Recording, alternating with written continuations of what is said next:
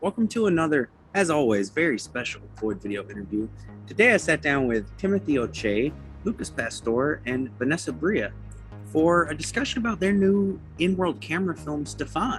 And this movie takes the conceit of something like Creep or the Andy Baker tapes, and it really kind of does something fresh and unique with it. And without further ado, let's get right into the interview. How are you guys doing today? I'm excited to have you on. Great, thank you. Thank you for having us. Well, I thoroughly enjoyed your movie. And I guess before we get into questions, for anyone who hasn't seen it, we are going to go into spoiler territory with this interview, but maybe give them a quick pitch of it, and get them excited so they can leave this and go watch it and then come back. About it. So Stephane is it's a comedy horror genre found footage movie that basically follows a guy named Timothée, but it's not me. I'm not playing the character. He is named Timothée, and he's like a young director. He's not really good at what he's doing, and then he meets this guy on a shooting, Stephane, and Stephane is basically the only one that believes in Tim, that believes in his talent, and Stephane is a weird but sympathetic guy, and basically they are gonna follow each other in this buddy trip movie that is Stephane, and that is gonna have a strange term, but that's all that we can say, I think. Yeah. That's all I can say for now, huh? Well, let's get into some questions because I think this movie is similar in conceit to something like Creep or maybe the Andy Baker tape, but totally different in that it's a random encounter versus a premeditated encounter by the characters. And I like that choice. And I'm curious what made you go that route for introducing Stephane versus having it be premeditated. And was there any kind of real life experience injected into this this narrative? Well, we all know someone like Stephane. We all met some guy like that, and so we didn't want it to be premeditated because it's what we are living. Every one of us met this person like it was not premeditated. So we wanted to feel it like that. That's someone you can meet on the street. Right. That. Yeah, that gave it a very organic feeling versus those other ones where you kind of come into it already expecting the worst almost, and in this movie it's very organic in the way Stephane's introduced, and I love that he almost has an innocence about him at first, that is a facade that kind of wears away as the film progresses. I'm curious, he's making a short film, Timothée, is at the beginning of Stephane, and was there a reason that you chose an espionage short film here, a spy short film, versus some other kind of movie? And is there an intentional tie in there to the themes? I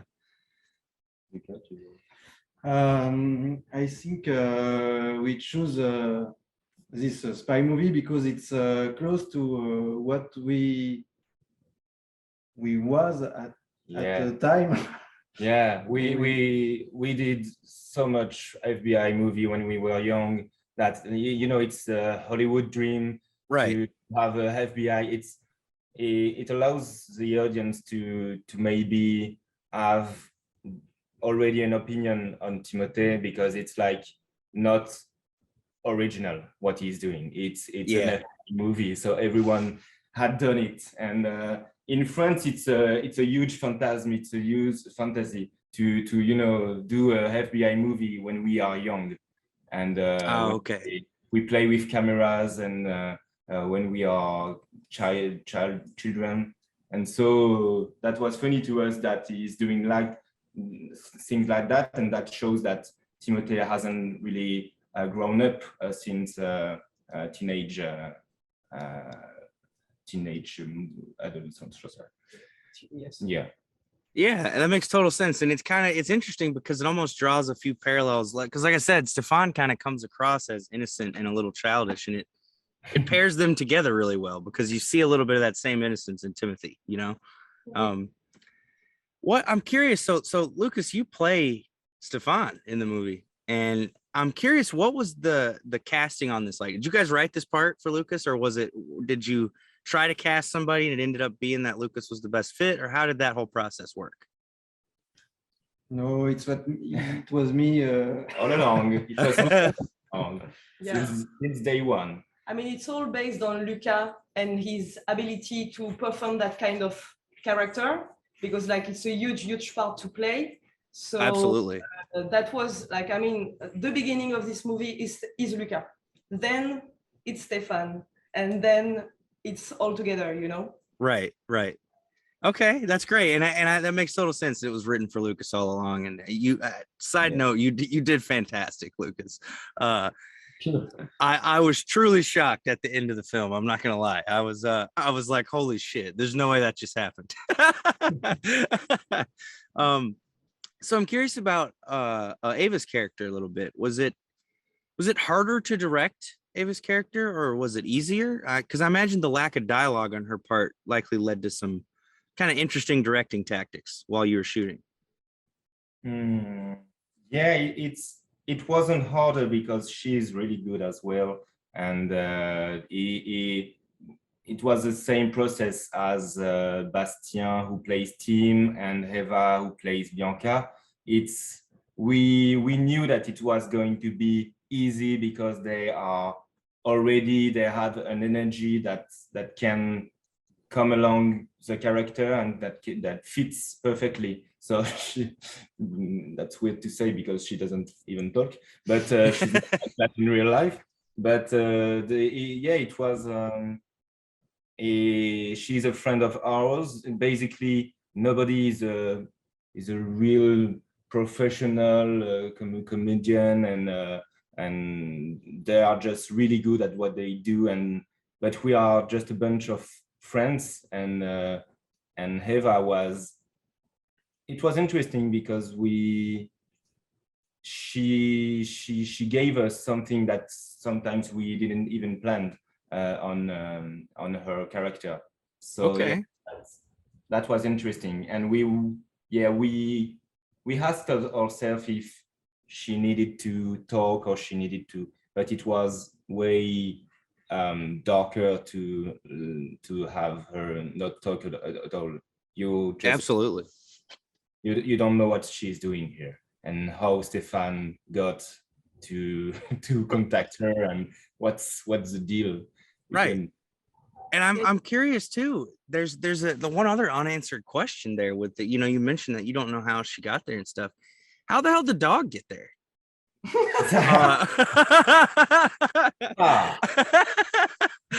I'm sure that's probably in that same plate of mysteries, that you've left. Yes, those scenes actually add a lot of weirdness in the whole movie, because like we had this dog on the set. He was like a dog of a member of the crew, and like my business partner said, like, we should put this dog in a room and let let him out. And we were like, oh, that sounds weird, but I mean that adds such a lot of the atmosphere, very weird and creepy. Is this house his or not? Right. All that stuff.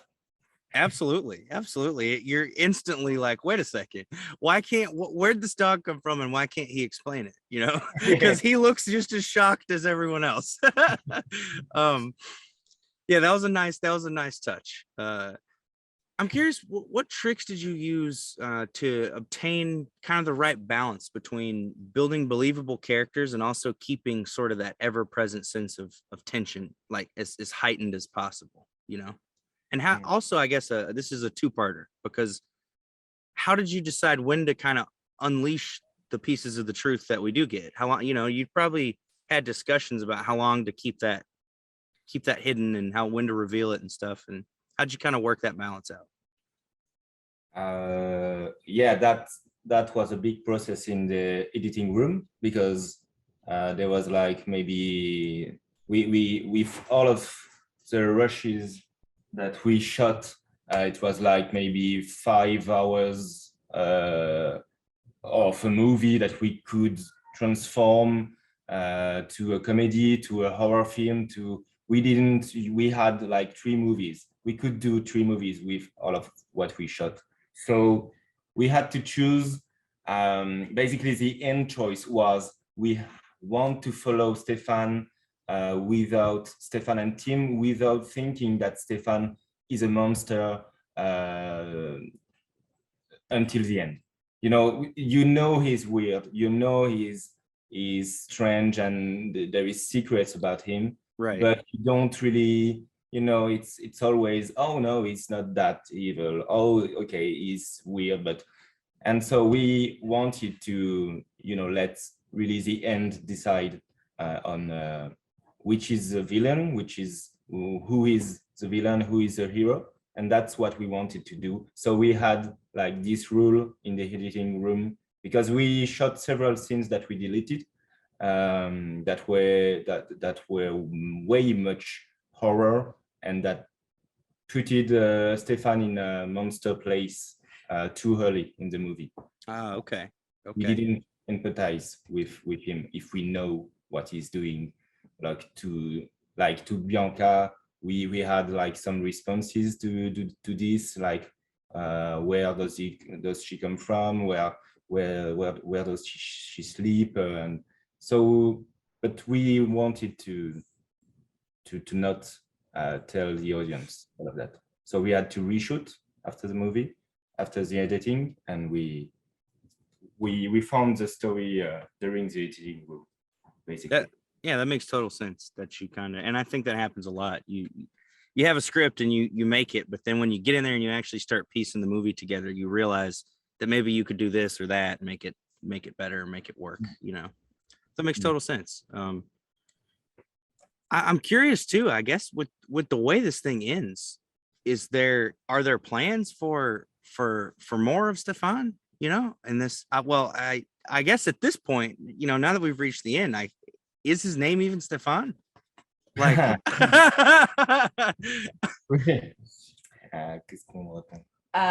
we would love to do more Stephane, of course. And actually, during dinner last night, we were like, we should do comics about Stephane. That would be awesome. But yeah, the plan is, first, for sure, the plan is that we want to screen this movie for like a lot of people, every countries, of course in France too, and then think about an opportunity to like write another one. But yes, for sure, because you've seen the movie, so you know that we can write another one. Oh, absolutely, yeah, and it could happen before or after this one. I think it could come either way, So I think you guys have definitely left it open to a ton of possibilities, and I'm super eager to see which one of those possibilities surfaces first. And I'm curious. This is not on my question list, but I rewatched the film right before I talked to you guys, and I'm kind of curious about the end credits song. How'd you decide on that song? Because I actually really like it, and I think that it's got this kind of bizarre, weird techno feel to it that really fits the tone of the movie. Laquelle? Le temps des cerises? Sorry, what song are you talking to? The song of right when the credits roll. Right when the credits roll at the end. Yeah. That's the song that they are singing in the karaoke scene, and we wanted to do like just a reminder of that, and also we wanted to end the movie with like kind of ironic touch, and some kind of, we didn't want it to be like just horror song or just a dark music. We want it to be light, and we want that's what we want. We want people to have fun in front of the movie, not people to at the end be like, oh, that was dark and that was so it reflects the mood I think we want to share with the audience. Just a nice retro French song, and that is a bit cheesy because the lyrics are really bad. Like I was gonna say I don't know what they're saying, but the beat is nice. so terrible, so awful. But it's funny to end like this. I agree with you, and I think it's tonally it's perfect. And I had just such a big smile on my face when that song came on. I was like, that was just what a great way to cap things off. Well, I guess to kind of close things out, where can people keep up with all of you online? Are you on social media? Do you have a website? And also, what are you working on right now? What can they look out for from all of you? We've got like you can follow the news about the movie on our Instagram account. It's Stephane_movie, like pretty much every movie. Cool. So yeah, you can follow everything. Like we hope to get selected again in other big festivals. And concerning the other projects, maybe what do you want to?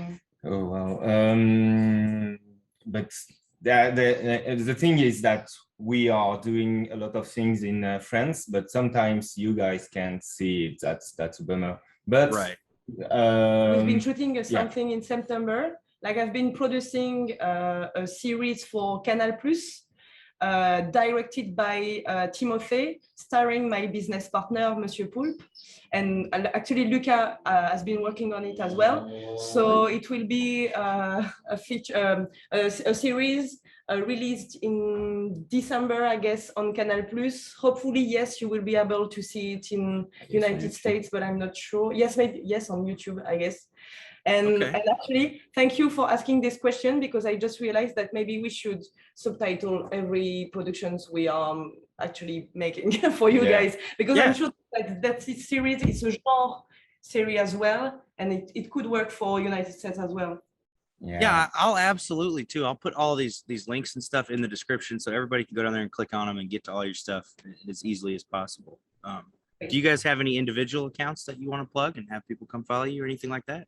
Yeah, we each have an account. So for me, it's just Timothèe Hochet, I think. You, it's Pastor.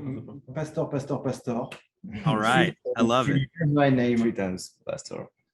And Vanessa. And Vanessa_Brias on the Instagram as well. Okay, awesome.